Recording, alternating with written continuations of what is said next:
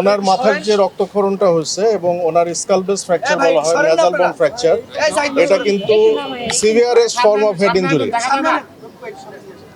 মাথায় মাথায় আঘাত যে সর্বোচ্চ পর্যায়ে যে আঘাতটা হয় সেটাই কিন্তু ওনার হয়েছে। উনি এখন কিছুটা ভালো আছেন হয়তো ওনার বয়সের কারণে। ওনার যদি আরেকটু বয়স হতো আমরা হয়তো একজন মৃত ব্যক্তিকে পেতাম। ওনার সাবঅ্যারাকনয়েড হিমোরেজ হয়েছে। সাবঅ্যারাকনয়েড হিমোরেজটা হলো মাথায় আঘাতের সর্বোচ্চ চিহ্ন, সাবঅ্যারাকনয়েড হিমোরেজ, এটা ওনার হয়েছে। আজকে সকালে আমরা একটা সিটি স্ক্যান করছি, ওখানে ওই হিমোরেজটা নাই, কিন্তু that haemorrhage is replaced by fluid. এটাকে ব্রেন ইডিমা বলে। এটা আরও খারাপ জিনিস। আমরা এখন আল্লাহ করতেছি এই মাথার পানিটা যদি বেড়ে যায় ওনার এই কনসিয়াস লেভেল কিন্তু থাকবে না, তখন আমাদের অন্য ব্যবস্থা নিতে হবে।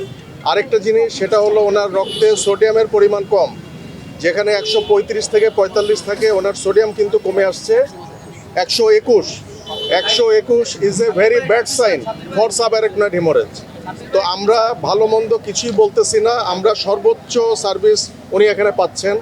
আমাদের স্বাস্থ্য বিষয়ক সম্পাদক সাহেব আসছেন, এটাকে আরও পটেনশিয়েট করবে। এখানে একটা বোর্ড করা হয়েছে, বোর্ডের মেম্বাররা যথেষ্ট আন্তরিক, ওনার সার্ভিসের ব্যাপারে কোনো সমস্যা নেই। উনি এখনো পর্যন্ত আশঙ্কা মুক্ত, কিন্তু ওনার সোডিয়াম লেভেলটা আমরা কারেকশন না করা পর্যন্ত আমরা আশঙ্কা মুক্ত একদম কনফিডেন্টলি বলতে পারছি না।